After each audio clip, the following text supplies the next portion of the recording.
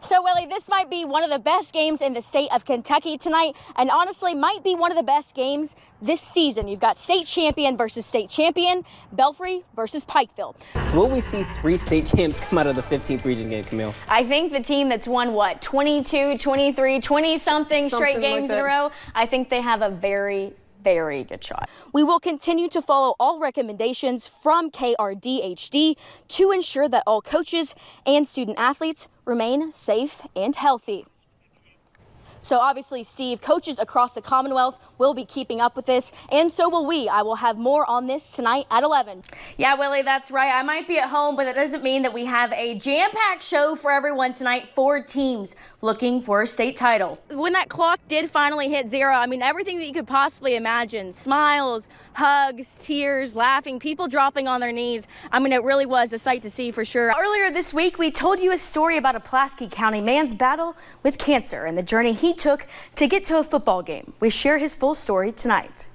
And Philip Haywood is right about that. Grow, they did. Now, this Belfry team does not need to be disappointed in this game. North Hardin is a team that held their last 3 opponents to a combined 0 points. And yes, you did hear that right, 0 points. So great effort tonight by Philip Haywood and company. They, of course, hit the road next week, traveling to Lawrence County, looking for their 4th win of the season.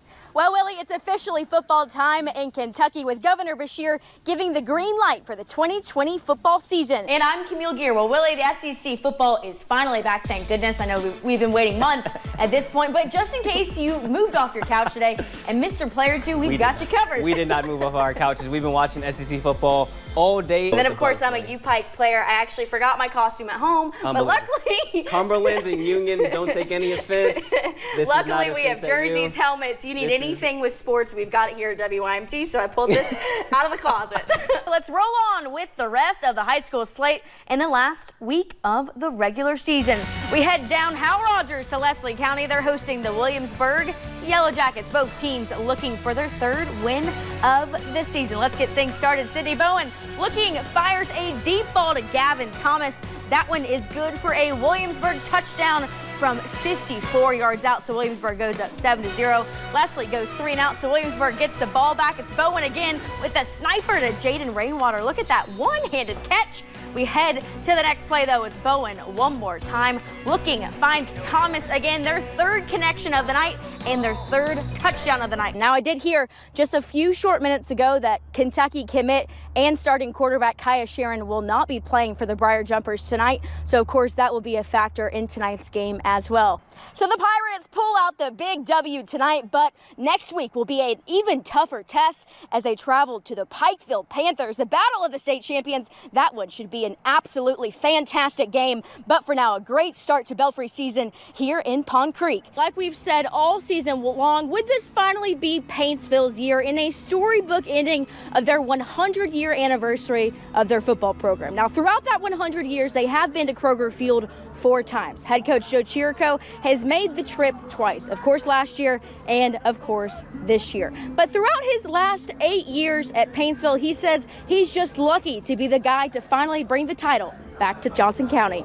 And not only did they win 1 trophy, they pulled off a triple crown of championships, winning the WIMT Mountain Classic, the All-A State title, and the boys Sweet 16. But before we can dive into the victory lap, this story starts in the youth leagues of Pike County. If you've been a fan of mountain football long enough, you know about Philip Haywood's Belfry Pirates and the winningest coach of Kentucky. They've won 7 state titles. Can they get number 8? So as of right now, Somerset is off next week. Corbin, though, traveling to Whitley County to play there. So we will see maybe the last game of the regular season, but definitely into the playoffs, what the offense will look like once Kaya Sharon returns and is back in the mix. But for now, reporting in Somerset, Camille Gear, WYMT Mountain Sports.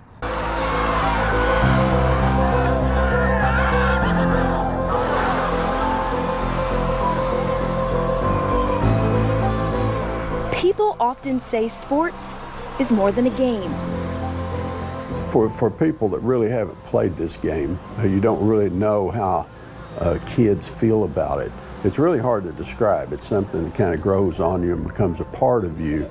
No one knows that better than the winningest coach in Kentucky, Philip Haywood, who has spent more than 46 years on the gridiron.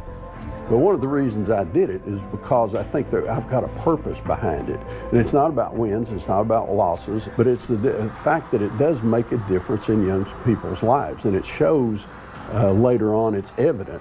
This fall could be the first time in KHSAA history that the 12,722 players and staff may not be on the football field because of COVID-19 concerns. And I just hope that things work out for us, because this is about our kids. This is about our future. The thought of them not being able to play is just almost, it's hard to imagine.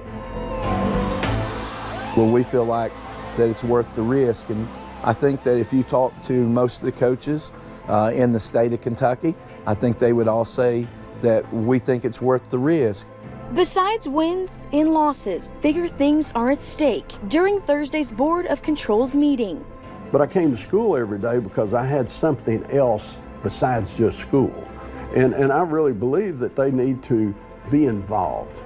And so if we take that away, there's going to be an effect. With the potential loss of a brotherhood, food, transportation, a way to pay for college, an escape from everyday life. We're averaging probably 6 to 7 kids a year who are getting some type of scholarship to go on to college, and most of those kids would not be able to go. For some, the loss of a father figure. A lot of kids don't have that male role model. And coaches fill that void. And I believe that when they're around those people, it gives them someone to kind of look up to, someone that can give them some guidance, give them some direction in their life. For others, a chance to be a part of something bigger than yourself.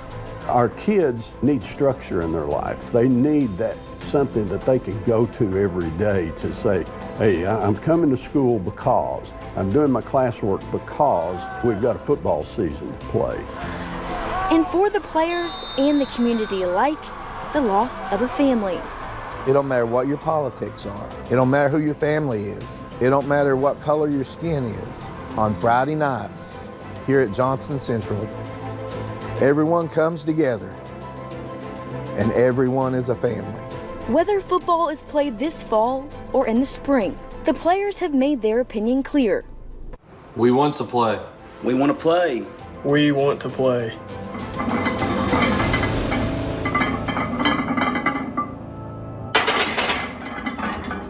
We want to play.